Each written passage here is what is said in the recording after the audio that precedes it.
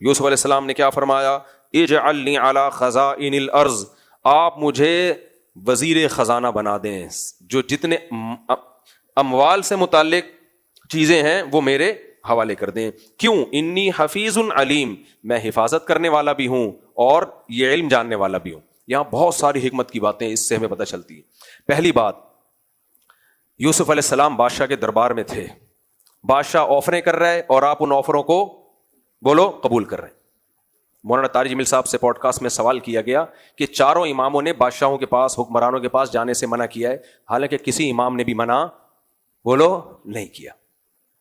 اگر منع کیا ہے تو وہ لالچ میں، اپنی لالچ کے لیے، اپنے آپ کو فیور لینے کے لیے، اپنے مسائل حل کروانے کے لیے جو کر رہے ہوتے ہیں نا، کہ میرے بچے کو آرمی میں کمیشن آفیسر بھرتی کروا دیں، میرے ماموں روزگار نہیں ہے ان کی کوئی دکان بنوا کے دے دیں، میرے بچے کا باہر امریکہ کا ویزا لگوا کے دے دیں. یہ سب چیزوں کے لیے اگر کوئی حکمرانوں کے پاس جاتا ہے تو وہ درباری ملا ہے، سرکاری ملا ہے، اس سے کوئی خیر کی امیدیں مت رکھیں. لیکن اگر کوئی قوم کے مفاد کے لیے، دین کی تبلیغ کے لیے حکمرانوں کے پاس جاتا ہے، حکمرانوں کو رسپیکٹ دیتا ہے، اور نہ صرف رسپیکٹ دیتا ہے، ان سے عہدے مانگتا ہے، تو یہ جائز نہیں ہے، لازم ہے علماء کے اوپر.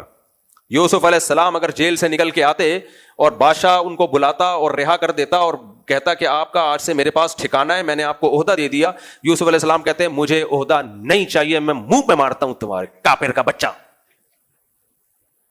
کیا خیال ہے؟ ہمارا اسٹائل یہ ہوتا.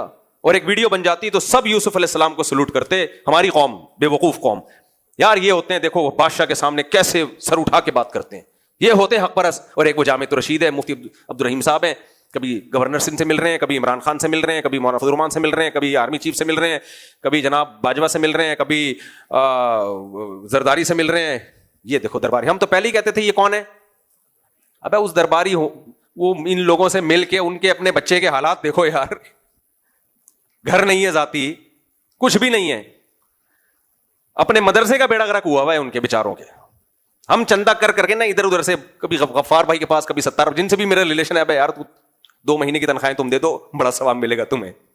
تو یہ پروپیگنڈا بہت برا ہے. مولانا طارق جمیل صاحب کا بھی ایسا ہی ہے، ملتے ہیں سب سے. میں یقین سے کہہ سکتا ہوں ایک دھیلا مولانا نے کبھی کسی حاکم سے نہیں لیا ہوگا. آپ اپنی سیاسی دھڑک کسی عالم پہ نہ نکالو. مولانا جب عمران خان سے ملے تو مسلم لیگیوں نے اینٹ سے اینٹ بجا دی، اور جب نواز شریف سے ملے تھے تو پی ٹی آئی والوں نے اینٹ سے اینٹ بجا دی تھی. تو بھائی اپنی آپ کی اپنی محبت، اپنی عقیدت ایک جگہ. کوئی عالم کو آپ ایز اے مذہبی اسکالر لو، وہ ان سے ملا ہے تو ان سے بھی ملے گا، ان سے ملے تو ان سے بھی ملیں گے، اس میں کیا خرابی ہے؟ ہاں مل کے پیسے لے رہے ہیں، ان کی چاپلوسی کر رہے ہیں، غلط چیزوں میں ان کی حمایت کر رہے ہیں، اس پہ آپ آواز ضرور اٹھاؤ کہ کوئی کسی سے مل کے غلط چیزوں میں بھی اس کو سپورٹ کر رہا ہے، یہ حرام اور ناجائز ہے، یہ درباری ملا ہے یقیناً. تو پہلا ہمیں علمی نقطہ کیا پتا چلا؟ یوسف علیہ الصلوۃ والسلام کافر بادشاہ ہے، ہمارے کافر نہیں ہیں، بدعمل ضرور ہیں، کافر نہیں ہیں. وہ کافر بادشاہ سے مل رہے ہیں جو بت پرست قوم کا سربراہ ہے، لیڈر ہے. تو ایک بات اس سے مل بھی رہے ہیں، احترام سے بات بھی کر رہے ہیں. اور کیا کہہ رہے ہیں اس کو؟ جب اس نے کہا کہ آپ کا ہمارے پاس مضبوط ٹھکانہ ہے، تو صرف ٹھکانہ قبول نہیں کر رہے بلکہ ایک مزید آفر کر رہے ہیں کہ ایسا خالی پیلی کا ٹھکانے سے کیا ہوگا بھائی، مجھے وزیر خزانہ بنا دیں. ہمارے وزیر خزانہ کو کتنی خوشی ہو رہی ہوگی سن کے کہ میں نے تو بالکل اسی پہ عمل کیا. تو مجھے وزیر خزانہ بنا دے. کیوں یوسف علیہ السلام نے یہ پیشکش کی تھی پتہ ہے آپ کو؟ یہ آپ کا ویژن تھا کہ غیر مسلم اسٹیٹ ہے جہاں مسلمان مائنورٹی میں، بلکہ شاید اکیلے یوسف ہی ہوں پورے مصر میں، اکیلے ہوں وہ اور کوئی بھی نہ ہو. لیکن جب میں اس ملک کو اکنامکلی مضبوط کروں گا، قحط کے دنوں میں ان کو پورا چارٹ بنا کے دوں گا. پورا اکاؤنٹنگ کا علم آپ جانتے تھے، آپ نے جو کہا نا انی حفیظ علیم، میں یہ علم جانتا ہوں کہ کتنا اسٹور کرنا ہے، کتنا فروغ کرنا ہے. یوسف علیہ السلام جانتے تھے کہ قحط پڑے گا، اس میں مصریوں کے لیے سروائیو کرنا بہت مشکل. تو میں نہ صرف یہ کہ اتنا مال اسٹور کروں گا، بلکہ دوسرے ملکوں میں جو اڑوس پڑوس میں قحط پڑے گا نا، لوگ آئیں گے تو ان کو مناسب قیمت پہ راشن ہم فروخت کرنا بھی شروع کریں گے، کیونکہ یہ اگلے 7 سال کا ہمیں پتا ہے، اڑوس پڑوس کے ملکوں کو نہیں پتا. تو ہم کیا کریں گے؟ جیسے کووڈ کا پہلے سے کسی کو نہیں پتا تھا، جب کووڈ آیا ہے تو ماسک جو ہے نا کتنا زیادہ مہنگا ہو گیا تھا، لوگوں نے لاکھوں کروڑوں روپے چھاپ لیے اسی سے.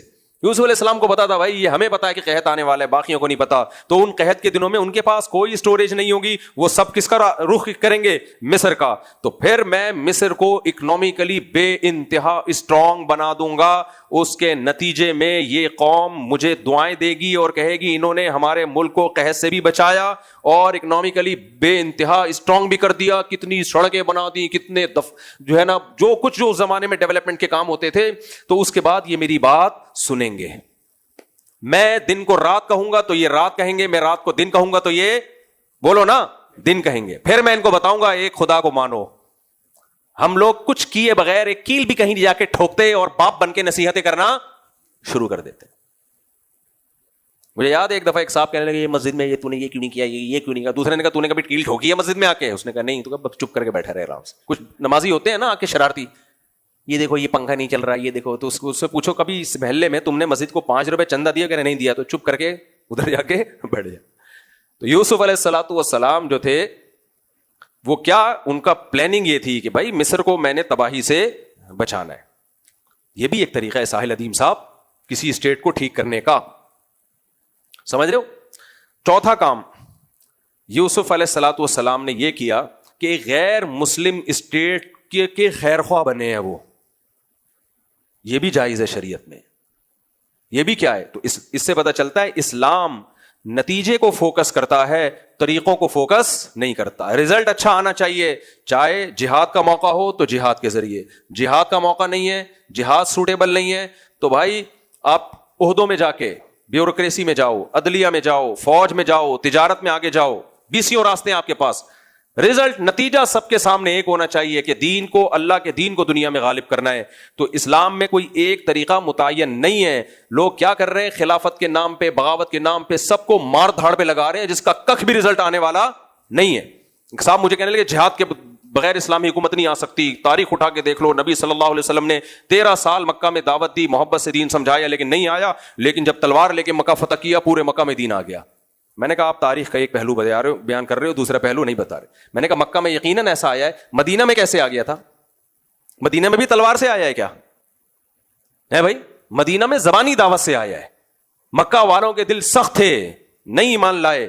مدینہ والوں کے دل اتنے نرم کہ دعوت یہاں دی جا رہی ہے, اثر کہاں پڑ رہا ہے؟ مدینہ پہ. وہاں سے وفود پہلے سے آ کے قبول کر رہے ہیں اسلام, اور آپ صلی اللہ علیہ وسلم کو بلایا کہ آپ یہ جگہ چھوڑیں, آپ ہمارے پاس آئیں. جس دن نبی صلی اللہ علیہ وسلم مدینہ پہنچے اسی دن سے مدینہ میں پہلی اسلامی ریاست قائم ہو گئی. تو اس سے پتہ چلتا ہے بھائی کہیں جہاد, اور جہاں جہاد سوٹیبل نہ ہو وہاں محبت سے دعوت, کہیں تعلیمی شعبوں کو زندہ کرنا. یہی ہماری دعوت ہے کہ کوئی ایک طریقہ اسلام میں متعین نہیں ہے. اسلام طریقوں کو فوکس نہیں کرتا, ہدف کو فوکس کرتا ہے. ہدف کو دیکھو, ایک آدمی کا مقصد پیسے کمانا ہے. پیسے کمانے کے لیے وہ, بھائی آپ مجھ سے مل کے جائیں, بڑے دنوں بعد نظر آ رہے ہیں مجھے, بہت دنوں بعد نظر آ رہے ہیں آپ مجھے. پرانے لوگ آج کل نظر آ رہے ہیں الحمدللہ, جن کے زمانے کی ٹرینیں بند ہو چکی ہیں, انجن بند ہو گئے ان کے زمانے کے. تو اب دیکھو جلدی سے بات کر کے میں واقعے کی طرف آتا ہوں. لوگ کہتے ہیں ہم واقعہ سننے آئے تھے, مفتی صاحب نے بیچ میں اپنی تقریریں شروع کر دی. بھائی ان واقعوں سے اگر آپ عبرت حاصل نہیں کرتے تو پھر کوئی فائدہ نہیں ہے, پھر تو صرف ایک کہانی بن جائے گی. عبرت حاصل کرو ان سے. میں عرض کر رہا تھا ایک آدمی کا مقصد پیسہ کمانا ہے, تعلیم کو فروغ دینا نہیں ہے. یونیورسٹی میں لیکچرار لگ گیا, اس کی 1.5 لاکھ تنخواہ. اس نے دیکھا کہ سموسوں کا ٹھیلا لگاؤ نا رمضان میں تو 10 لاکھ کما لوں گا میں, یا رمضان کے علاوہ پورے سال, تو فوراً چھوڑے گا نہیں اس جاب کو. لوگ کہہ رہے ہیں یار تو یونیورسٹی میں لیکچرار تھا. وہ کہ بھائی میرا مقصد جب نوٹ چھاپنا ہے تو پھر مجھے جس میں نے دیکھا ہے اوبر کریم جب نئی چلنا شروع ہوئی, ڈاکٹر لوگ کیا چلا رہے تھے؟ اوبر چلا.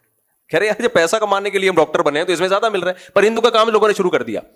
انہیں تو ہم غلط اس لیے کہیں گے کہ بھائی پیسہ کمانا مقصد ہونا نہیں چاہیے. تم ڈاکٹر ہو, لوگوں کی جان بچانا, تم زیادہ معزز کام کر سکتے ہو, لیکچرار بن کے لوگوں کو ایجوکیشن دے سکتے ہو, پیسے پہ کمپرومائز کر لو. لیکن واقعی جس کا ہدف پیسہ کمانا ہو تو وہ کہتا ہے ہمیں آم کھانے سے مطلب ہے, پیڑ گننے سے مطلب نہیں ہے. تو جس کا مقصد دین کو دنیا میں غالب کرنا ہو وہ کسی ایک طریقے پر کبھی اکتفا نہیں کرے گا. وہ غور و فکر کر کے دیکھے گا کس وقت کس زمانے میں کون سا طریقہ زیادہ سوٹیبل ہے. تو ہم یہ کہتے ہیں پاکستان میں اگر آپ انقلاب لانا چاہتے ہو, جو سیاسی لوگ ہیں وہ تو سیاست کے میدان میں آگے بڑھیں, انہیں کوئی نہیں روک, وہ بھی ضروری ہے. لیکن ہم جیسوں کے لیے کیا ضروری ہے؟ تعلیمی میدان. کون سا؟ तालीम, 3 ताकतें जिनसे कंट्री चलता है, एक फौज, एक अदलिया और एक ब्यूरोक्रेट्स।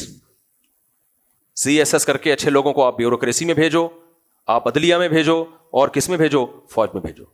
तो ये करने के काम ये हैं, ये होते नहीं है, मुश्किल है, तो फिर बैठ के मुंह के फायर करते रहो। बैठ, मौलवी कुछ नहीं कर रहे, ये नहीं कर रहे, इनकलाब नहीं ला रहे, कब तक चुप बैठे रहोगे? तो करके दिखाओ कुछ। तुर्की में हुआ है, उसके आज नताइज कुछ सामने आना शुरू हुए। तो ये है, तो यूसुफ अलैहिस्सलाम को भी अंदाजा हो गया। अच्छा, यूसुफ अलैहिस्सलाम ने वजीर खजाना क्यों मांगा, ये मैं बता चुका हूं।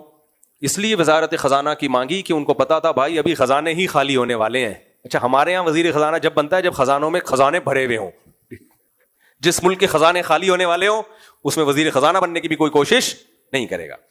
तो यूसुफ अलैहिस्सलाम ने वजारत खजाना का ओहदा इसलिए मांगा कि भाई ये एक ऐसा ओहदा है जिसकी इस वक्त कौम को सबसे ज्यादा जरूरत है, और जो वजीर खजाना होगा वही सबसे ज्यादा वैल्यूएबल पर्सन होगा इस कंट्री में, क्योंकि खजाने खत्म होने वाले हैं। फिर आगे यूसुफ अलैहिस्सलाम ने जो बात कही वो भी सुनने की है। फरमाया इन्नी हफीजुन अलीम, मुझे वजीर खजाना बना दें। दलील क्या दी है? मैं हिफाजत करना भी जानता हूं और अकाउंटिंग का इल्म भी जानता हूं, इकोनॉमिक्स का इल्म भी बोलो जानता हूं। ये क्यों नहीं कहा कि मैं अल्लाह का नेक बंदा हूं? तवज्जो है ना आप लोगों की? मुझे वजीर खजाना बना दें क्योंकि मैं अल्लाह का पैगंबर हूं, मैं बहुत, अबे भाई इधर तवज्जो करो, मैं अपने बारे में नहीं कह रहा, मैं बहुत नेक हूं, मैं नमाजी हूं, मैं नाइस पर्सन हूं, मैं बहुत ज़हीन हूं, मैं बहुत खूबसूरत हूं। ये नहीं कहा यूसुफ अलैहिस्सलाम, ये बताने के लिए कि जिस काम का जो अहल हो उसमें उस काम की सलाहियत का होना जरूरी है। समझ में आ रही है बात कि नहीं आ रही? आज ये भी एक बड़ा मसला है कि जिसमें जिस काम की सलाहियत नहीं होती उसे वो काम सौंप दिया जाता है। अब मैं ज़्यादा डिटेल में नहीं जाऊंगा। एक वजीर तालीम पे लतीफ़ा सुनाता था, हमारे कुछ दोस्तों को उस पर गुस्सा आता है तो मैंने लतीफ़ा सुनाना छोड़ दिया, लेकिन मैं सुना के फिर रुजू कर लेता हूँ उससे। वो लतीफ़ा ये था कि एक रिटायर वजीर तालीम से इंटरव्यू लिया जा रहा था कि आप तालीम के बारे में पूछा जा रहा था, तो वो कहने लगा कि भाई मुझे क्या तालीम का पता। तो किसी ने कहा कि आप वजीर तालीम थे, आपको तालीम का नहीं पता। कह रहे जब थे उस वक्त नहीं पता था, तो अब तो रिटायर हो गए हैं। लेकिन ये गलत लतीफ़ा है, ये सही नहीं है। उसने कहा जब हम थे उस वक्त नहीं पता था यार हमें अब कहां से पता होगा। अच्छा खैर, ये गलत है, ऐसा है नहीं, वजीर तालीम को तालीम का पता होता है अल्हम्दुलिल्लाह। अच्छा।